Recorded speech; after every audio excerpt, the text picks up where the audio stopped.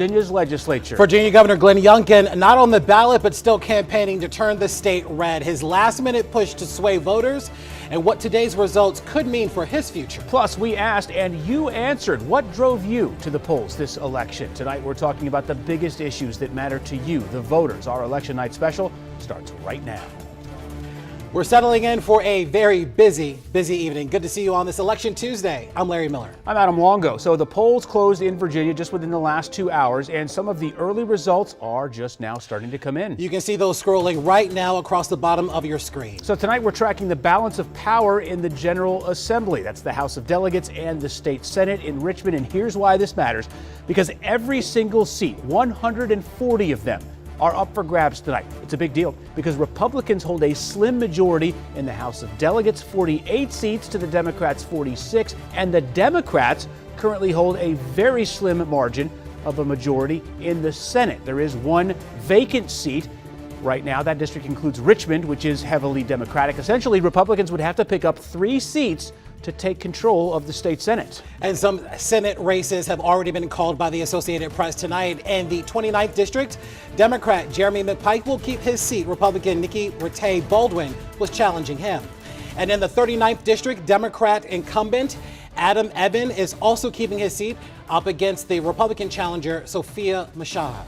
Senate District 38, Democrat Jennifer Boysko beating Republican Matt Lang. This district includes Herndon, Reston, Great Falls, and McLean. And to District 34, that's Franconia, Lorton, and Mount Vernon, Democrat Scott Survell beating Republican Mark Springman. District 35 also going blue tonight. That's Annandale, Springfield, Wakefield.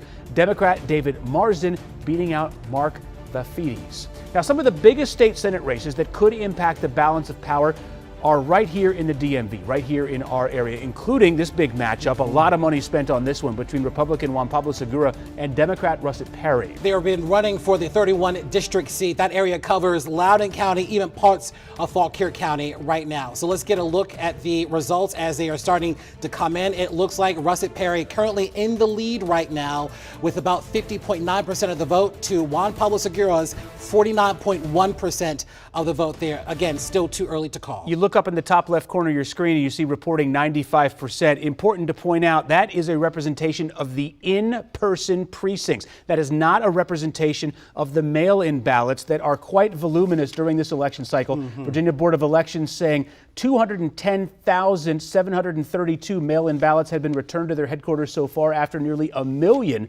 had been requested. And we will figure out which candidate will actually benefit from those mail-in ballots. Our team is out at both watch parties for those candidates tonight. Yeah, we're going to begin with Rafael Sanchez Cruz standing by with Juan Pablo Segura's supporters. So Rafa, tell us what it's like there tonight and if supporters are expecting that they'll actually have a decision in this race before they go to bed tonight. School board, it looks like both are.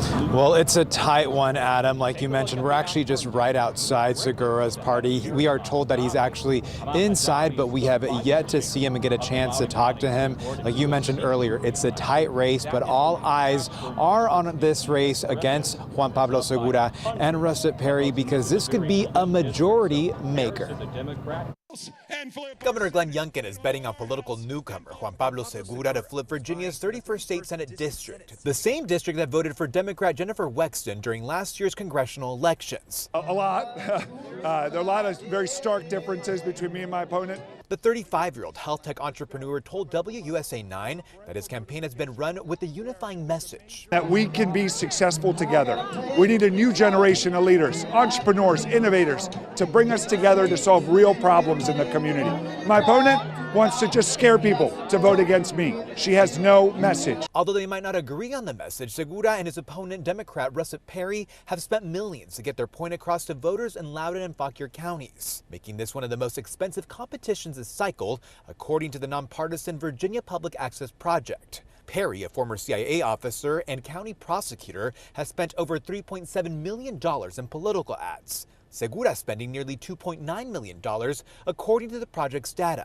Governor Youngkin hinting during a Monday night rally in Leesburg that the race between Segura and Perry might be a close one. But Segura says he already has plans in place if he wins. The first thing I'm going to do in Richmond, my first bill I'm going to propose, is a parental notification law, where if there's a major event that happens in a school like an overdose, parents will have to be notified within 24 hours. That's what's at stake here. And I heard you asking what the sentiment is like inside. We were able to get a look inside, and I mean, most people are on their phones looking as those results are coming in. Slowly tonight, everybody is on the edge. A lot of people really disappointed that the margin isn't larger, but of course, too early to call yet. I'm live in Ashburn, Virginia. Rafael Sanchez Cruz, back to you guys. Yeah, Rafael, thank you so much. I think this will be one of those key races to watch tonight and likely into tomorrow if it's as close as we all think it will be. Appreciate your reporting. I know we'll be checking back in with you throughout the night. All right, and WSA 9's Katie Lusso is with the candidate on the other side here, Russet Perry. What are you feeling like the sentiment is there tonight, Katie? Yeah, well, Russet Perry hasn't arrived quite yet, but let me take you around the room a little bit. So we've got the TV over here. You can see a lot of people glued to that TV. But then if you take a look over here, we've got the wine flowing, and that is where a lot of people have been spending their time.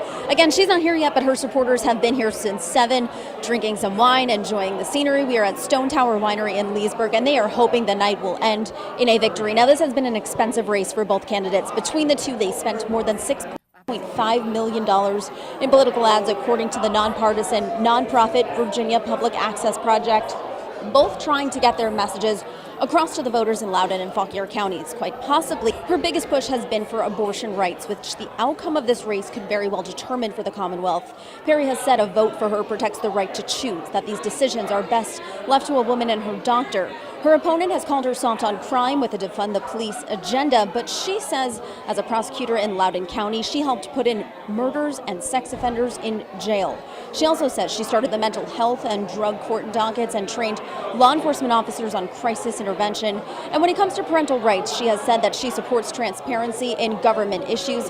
A spokesperson for Perry told us last week that she also supports the rapid notification of parents when it comes to overdoses in school.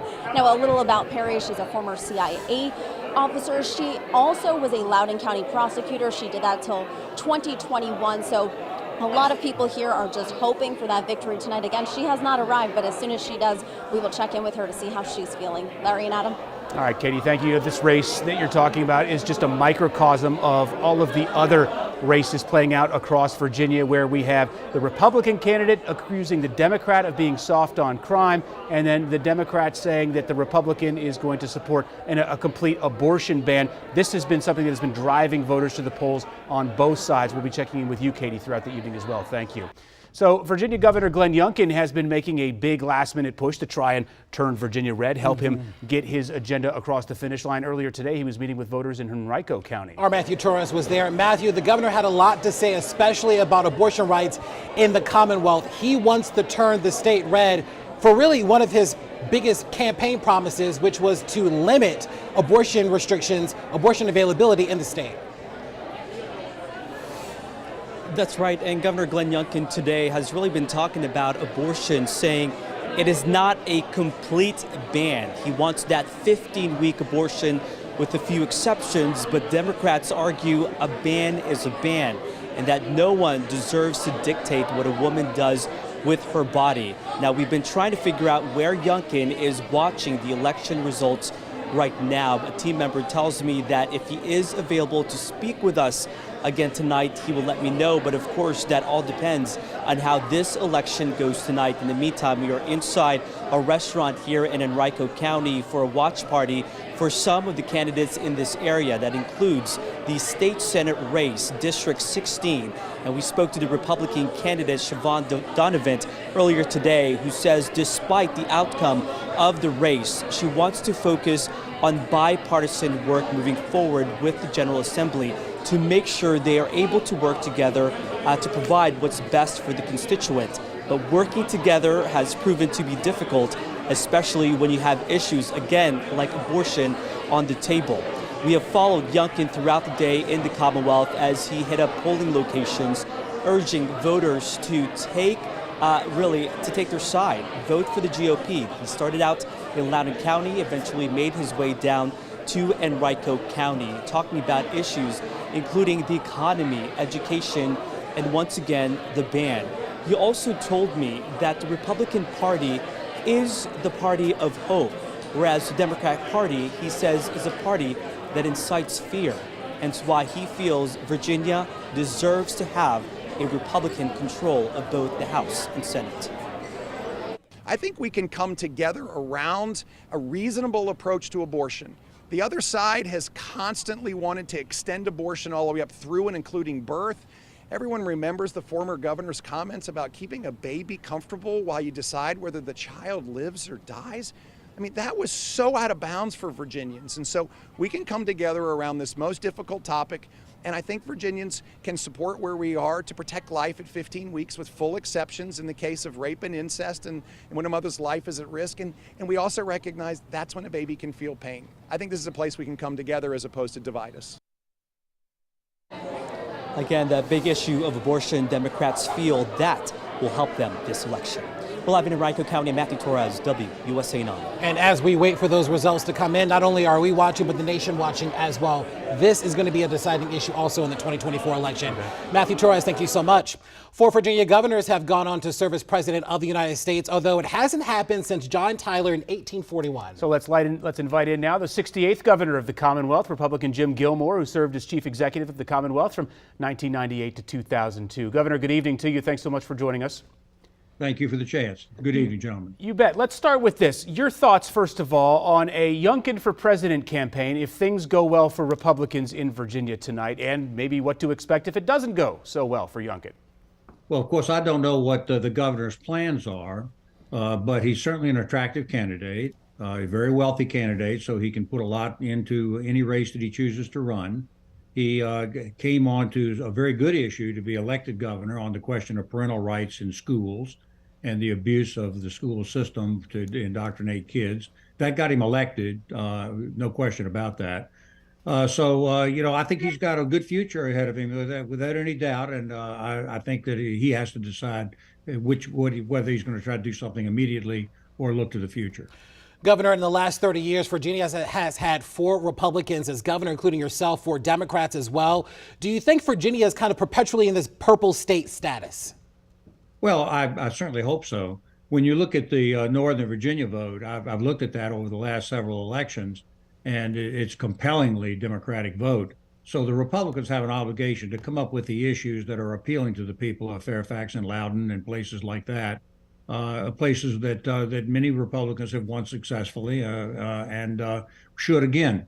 No, I think that it all depends upon whether the candidates pick the right issues and run on the right issues. Of course, the Democrats get a vote on that, naturally. They get to pick their issue also and then see how it comes out. So, Governor, I lived in Virginia during your administration, and I'm thinking you'll agree with this statement. I mean, even as a journalist, I feel like I wish we could all go back to a time when the car tax was the most divisive issue facing voters. Can you feel me on that? Political polarization is at this fever pitch. So I'd like to talk about one of the big issues driving voters to the polls in Virginia, and that's abortion. Do you think that this debate is driving just as many Republicans to the polls as Democrats? I don't know, but I doubt it. The impression I have right now is that the Democrats, when they ran strongly on abortion statewide and frankly nationwide, if you look at the results in Ohio and places like that, the Democrats have run strongly on that issue because I think they know what they're doing. I think they think that is driving women to the polls because of the reversal of Roe v. Wade. But there's a way, of course, addressing that, and that's to be reasonable and to be responsible, as the governor has been, and then to really talk about other issues that I think do drive voters to the polls. Right now, I think Virginians are very concerned about the cost of living, and that's no question about that. That's because of President Biden's policies. But that isn't really what happened in this race. What really happened in this race was the Democrats spent millions and millions of dollars defining the race as an abortion race. And the Republicans, I think, felt that they had to meet that issue head on, and that made the race an abortion race. All right. And we will see if that issue, in fact, is the deciding factor when we look at how the race will shape up this evening. Former Virginia Governor Jim Gilmore, we appreciate your time, sir. Thank you so much. Let's get back to some of the other big state Senate races that we're following for you tonight. In the 30th district, Democratic delegate Danica Rome taking on Republican Bill Wolf. This is one of the recently redrawn districts covering parts of Prince William County. Right now, Danica Rome in the lead with 20,705 votes to Bill Wolf's 18,133 votes. Rome is the first transgendered person ever to serve in a state legislature. Wolf is a former Fairfax County police detective. In the state Senate 27th district, Republican delegate Tara Durant is up against Democrat Joel Griffin. He's a former Marine and former chair of Stafford County's Economic Development Authority. Stafford County Supervisor Monica Gray is also running as an independent. Looking at the results right now, Tara Durant out in the lead with 20,000 votes. Joel Griffin just behind her with 17,000, and Monica Gray a distant third with 1,877 votes. In the new 22 district in the House of Delegates, also up for grabs, the winner of that seat will represent part of Prince William County and portions of Gainesville, Manassas, and Linton Hall. Democrat Traffic's Nemhard is up against Republican Ian Lovejoy. Taking a look at the results, Ian Lovejoy out right now with the lead at 10,000 votes. Up against Mr. Nemhard's 9,493 votes. Now, to Adam, we understand that you're also tracking some other important races going on right now as well. Yeah, Larry, and I wanted to highlight some of the resources that we're able to bring to bear tonight during this election that weren't available to us in Virginia's elections 2 years ago. You'll recall during that election season when we had so many mail-in absentee ballots, right?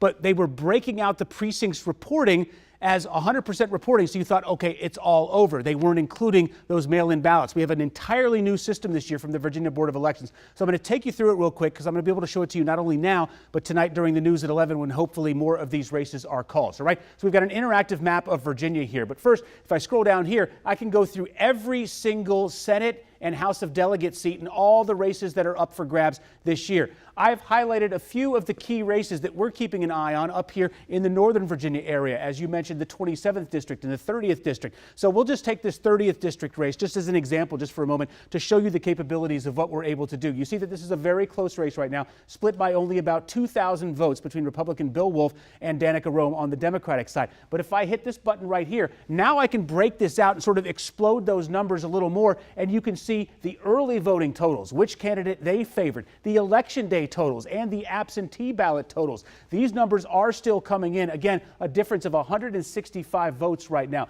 Also, with the capabilities that we have with this, if I unhighlight the ones that I'm following, and let's say I want to click on Loudoun County to see what's shaking out there. So in Loudoun County tonight, early voting results have been fully reported. You see this not filled in circle here. That means election night numbers are still coming in. Absentee, provisional, and post-election still have yet to be counted. But in Loudoun County, as we stand right now, almost 98% of the precincts are reporting. Only 3 of them haven't reported. And look at the voter turnout so far. Close to 300,000 people have cast ballots in Loudoun County. Let's look at one of those key races that we've been talking about. Juan Pablo Segura, the Republican, versus Russet Perry, the Democrat. We can explode out those numbers again, and you can see Russet Perry led by about 1,200 votes in the early voting, and right now she's leading by about 159 votes when it comes to the election day totals. But we again expect more numbers on this to come in, and we'll see these come in throughout the night. So this is one thing that we'll be keeping a close eye on. Also, we've been seeing some of these races in Prince William County, which I can take you down here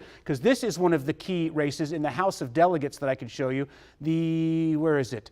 I think it's the 30th district that I wanted to bring to you here.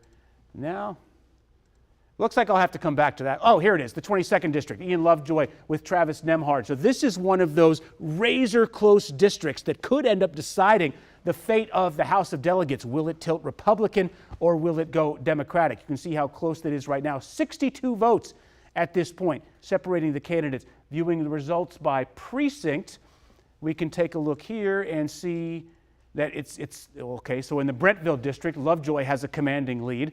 Cedar Point, very close. Glenkirk, close. Nokesville, he has the lead. So just wanted to show you that the depth and the specificity we can get using this election tool tonight, Larry, to be able to see exactly where those candidates are leading and where they're falling behind. I'll send it back to you. And Adam, I want to point out, as you just did, the race right now for Virginia State Senate. This is the 31st district. This is Juan Pablo Segura, as well as Russet Perry. Yep.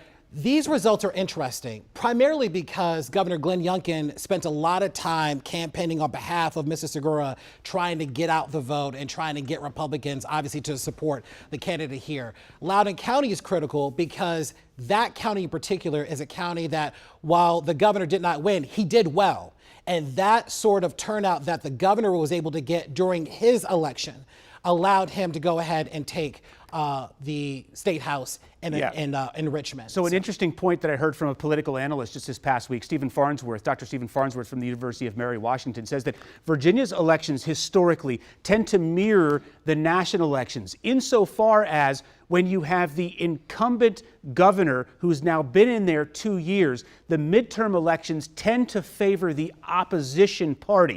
Whether that's a trend that will hold true tonight we'll have to wait and see how that shakes out. But historically, it has not done well for an incumbent governor, as an incumbent president doesn't have a very good midterm election as well. All right, we will see if history will hold up again tonight. Adam, thank you. Now let's head over to Maryland. We're watching several local elections there, and that includes races for mayor and city council in 4 cities. Those cities include Gaithersburg, Greenbelt, Laurel, Rockville, and Bowie. Voters turned out in person, and some just mailed their ballots in as well.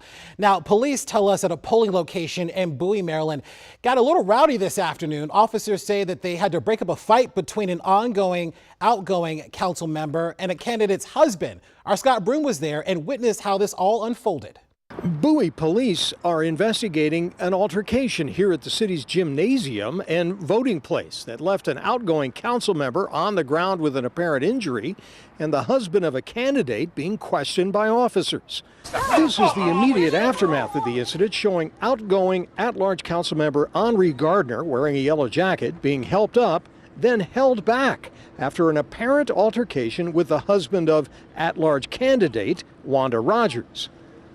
Police and an ambulance were called. Councilmember Gardner at that point was back on the ground with an apparent leg injury. Terry Rogers, who had argued with Gardner, was questioned by officers. No charges were immediately filed and no arrest was made, but Bowie police are investigating. Neither man would discuss what led to the conflict. The incident came as voters were turning out for a nonpartisan municipal election for city council and mayor. Before the incident, voters were telling me they appreciated that the mood in Bowie politics was largely without the bitterness and division of national politics. People tend to be a bit more civil about local elections. The higher you go, state, national, then it gets a little tense. There is so much going on in the world and in the country, and it can get very depressing and feel very hopeless. Bowie is an independent city of 58,000 people with a $68 million municipal budget, facing issues of development, public safety, and aging infrastructure, including schools and a mall in decline.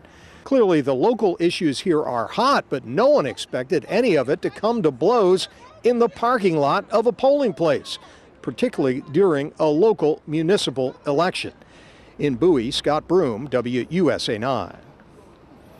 Let's stay in Maryland a moment to talk about this. 2 important advisory questions that we want to highlight on the city of Rockville's ballot. The first question addresses the future voting age. Rockville voters weighing in on if residents should allow 16 and 17-year-olds to vote in city elections. Right now, the voting age, of course, is 18. The second question was, should Rockville allow residents who are not U.S. citizens to vote in city elections? Now, keep in mind, these are non-binding questions, which means voters can express their opinion, but the final result won't automatically change the law. The mayor and city council may consider voters' preferences on the ballot if the law changes. Larry. Well, WC9 is focused on covering each race to answer one important question. Why does this matter? For the past week, we've been asking many of you, what's taking you to the polls? What are those critical issues that are forcing you to turn up and to vote for the candidate of your choosing? A lot of you have been signing off on our website, WC9.com, as well as on our social media accounts as well. Let's get to a few. We have one person who said this: too much negative ads. I will vote for someone who addresses the issue. This is something that we've heard from a lot of voters. In fact, economy from OPA. We've been talking about inflation. That is a big issue for many voters.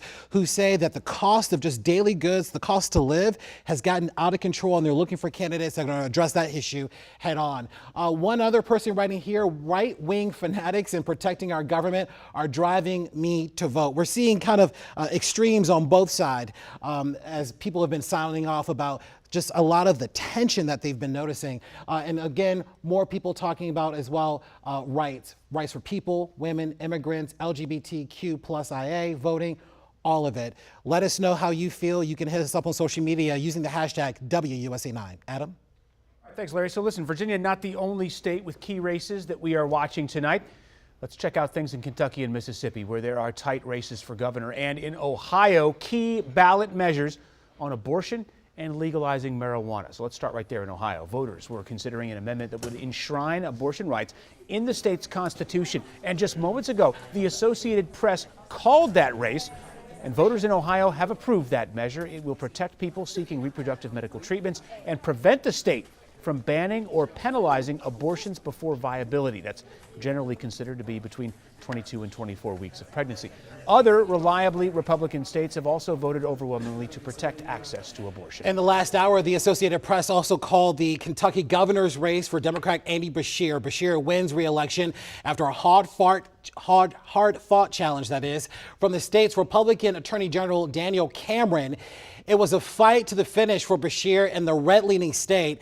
Cameron was endorsed by former President Trump, and polls had them both neck and neck in the final days of the campaign. Meantime, voters in Mississippi also head to the polls to elect a governor today. Democrat Brandon Presley, the second cousin of rock and roll legend Elvis Presley, is trying to oust Republican incumbent Tate Reeves. Now, Presley campaigned on expanding Medicare in the nation's poorest state and on supporting the state's abortion ban. Now, Reeves has been dogged by scandal during his first term in office.